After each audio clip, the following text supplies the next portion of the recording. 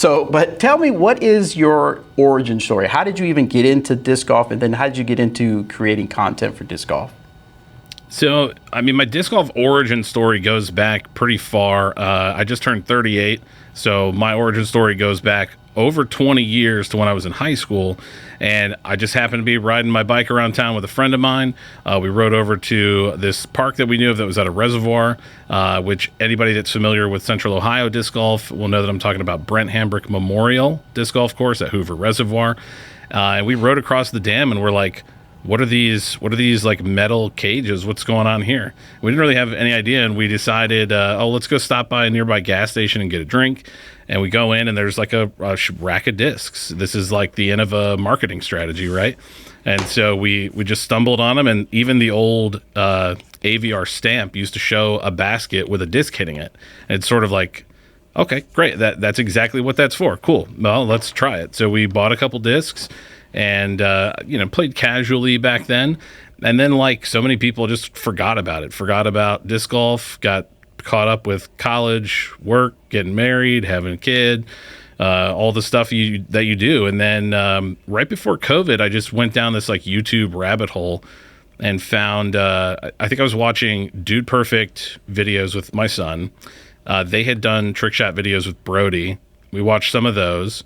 And then there was a video that Brody did with Simon, Paul, and Jomez, where they were all doing like Frisbee and disc golf trick shots.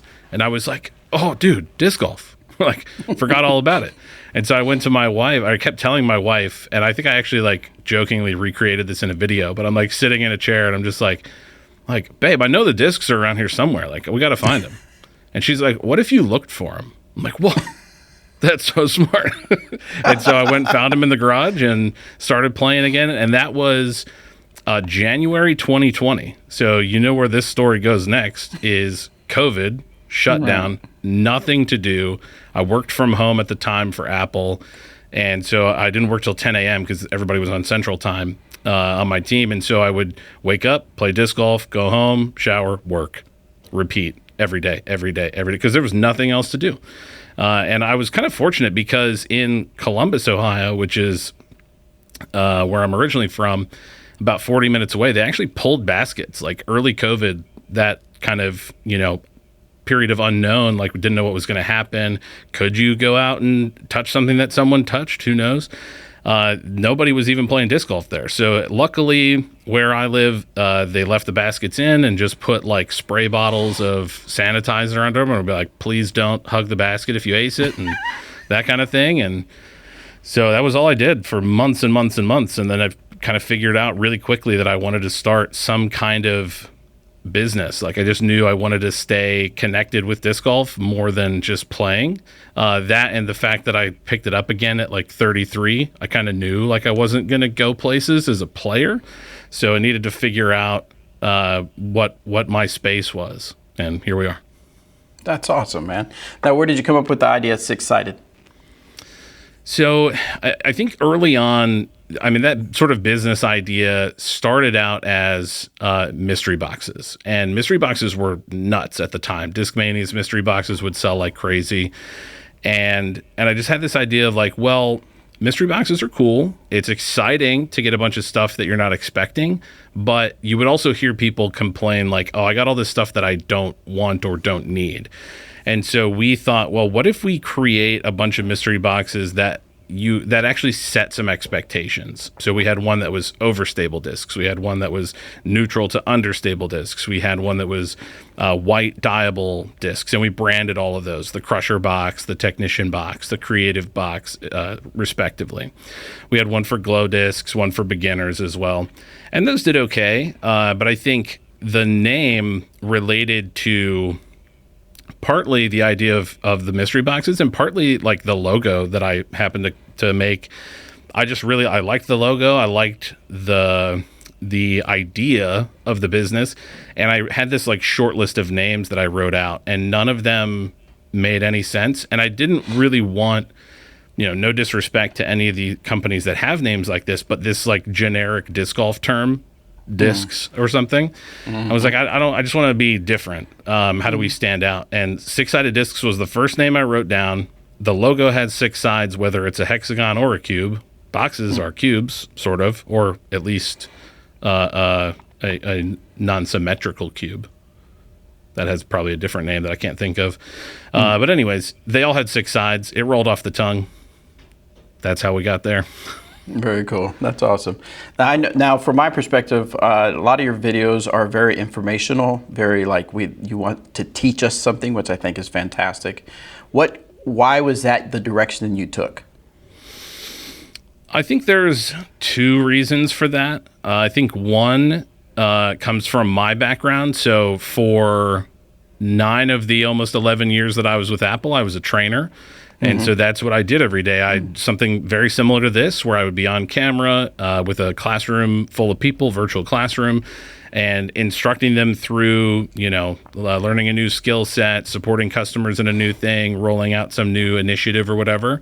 And I just really enjoyed that. I enjoyed the satisfaction of helping somebody learn something new.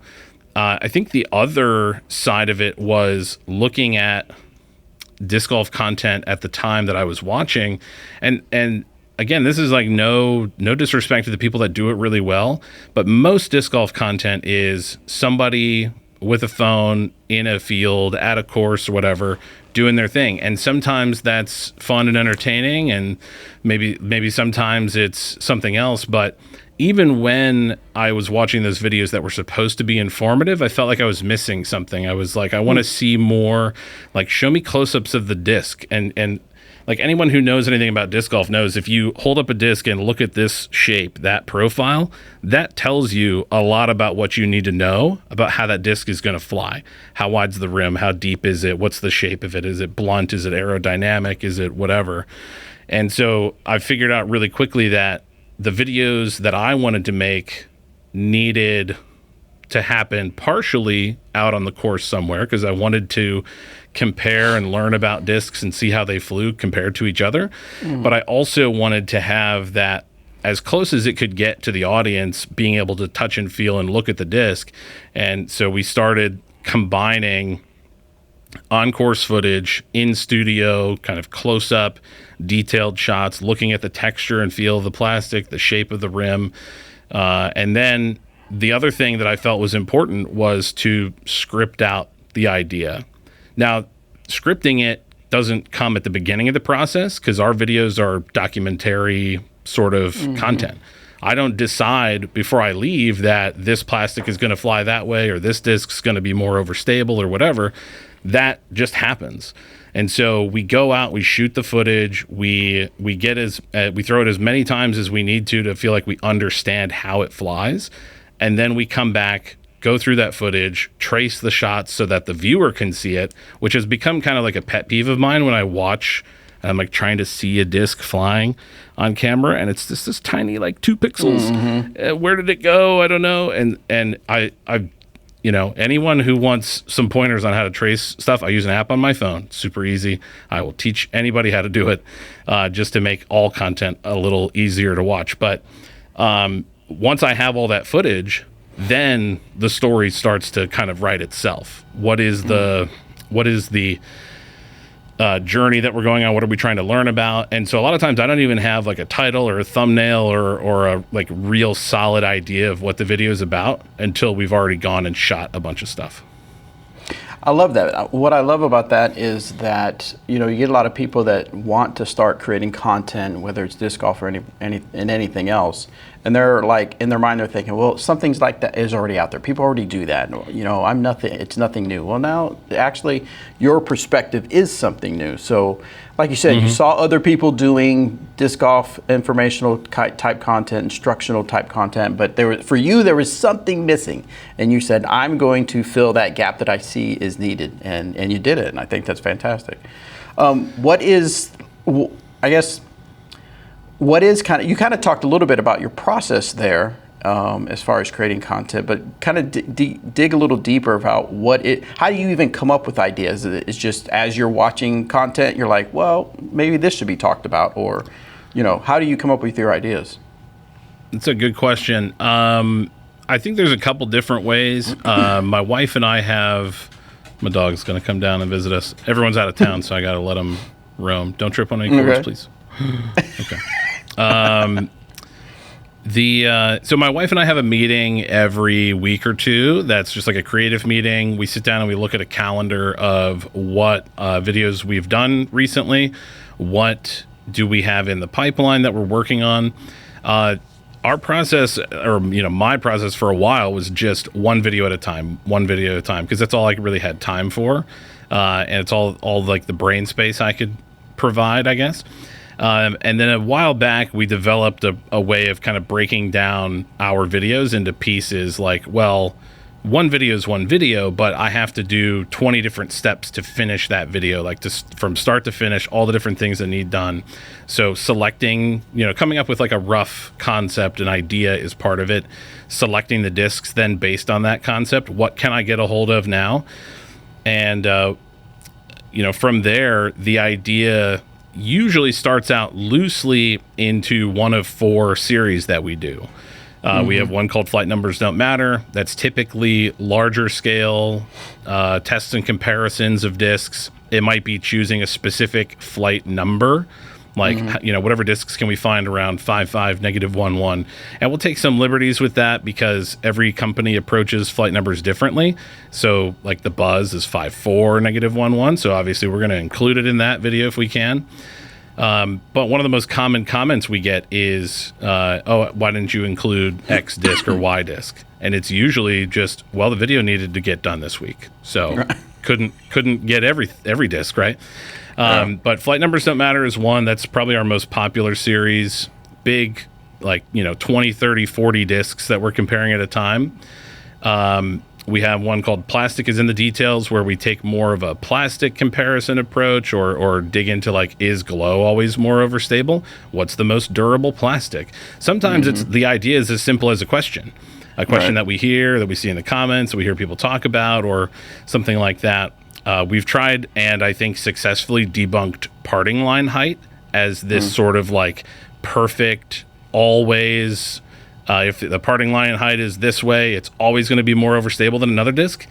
It isn't. There are so many variables that go into how a disc flies, which is why we kind of never run out of ideas for things we can talk about there. But we also have a series, and this other series, The Disc is in the Details, I would say is my catch-all for like any idea I have that's like, well, let's get 5 different players of different skill levels and throw the same disc. How differently does that fly? That fits in that series. And that series is usually like a narrower focus. 1 disc, 2 or 3 like it, or something like that. But I can tell a more detailed story about one specific disc. And then our last one is probably my most favorite to do, which is called First Impressions. And that is truly like 100% discovery. I've never thrown a certain brand before. I reach out to them and I say, hey, can you send me some discs? I want to explore them. I want to learn about them. That's what this stack here is on my desk. We've got Disc Droyer from Estonia. 4 of their molds. Never thrown them until a couple days ago. Nice plastic. That's all I've done so far for this video is shoot the video on the course, review those shots, and trace the flights. So I haven't figured out what the story is yet. I haven't started writing the script yet because it's not this week's video. So Right, gotcha. But in that series, we had a video a couple weeks ago with loop discs from Australia, and like every now and then, I never know. I gave up trying to predict like how well a video will do or whether anyone will care or whatever a long time ago. But we got a hold of their first disc, their only disc they currently make, called the Wonder. It's a straight mid-range. It has a ton of glide, and it does genuinely fly much farther than you would expect. It just keeps kind of right when you expect it to start fading, it pushes like another 40, 50 feet. And we tried to capture that as best we could because it did fly like that for us, which was great. But I did a little interview with the owners of the company and put this video out and was just like, hey, this is the best disc you've never heard of. And I think it got about 14,000 views in the first week. And at the time we posted the video, because they're a smaller company, they're still relatively new, and they're an import brand. So there were only like 65 Wonders in North America. And within 2 hours, they were sold out. in the Wow. in all of North America, and we had none. Like I did not financially benefit from that. From a business perspective, could I have handled that better? Maybe. But I didn't quit my job at Apple to make money in disc golf. There were things were financially much more secure at the biggest company in the world. So